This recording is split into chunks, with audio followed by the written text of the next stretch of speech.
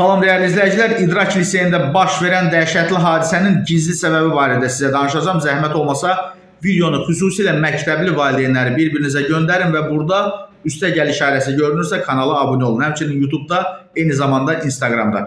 Deməli, dəyərli izləyicilər, sosiolog Üzeyir Şəfiyev Millazı açıqlamasında bildirir ki, belə hadisələrin baş verməyinin deməli səbəbləri uşaqların hələ psixoloji cəhətdən tam formalaşmadığı dövrdə Roblox, Mavi Balina və digər internet oyunları vasitəsilə aqressiv nümunələrə məruz qalması onların davranış pozuntularına səbəb olur. Əlavə edib ki, bu oyunlarda uşaqlara özlərinə və ya başqalarına qarşı aqressiv hərəkətləri təşviq edən məzmunlar təqdim olunur ki, bu da uşaqlarda imitasiya və təqlid, yəni parodiya davranışlarını gücləndirir. Hadisələrin etiologiyası və xarakteri göstərir ki, bu xarici ölkələrdə, xüsusilə Avropa və Amerika məktəblərində baş verən oxşar hallarla bağlıdır. Bullying, yəni ayrı-seçkilik və ailə-daxili münaqişələr uşaqlarda məktəb yoldaşlarına və müəllimlərə qarşı aqressiv davranışa gətirib çıxarır.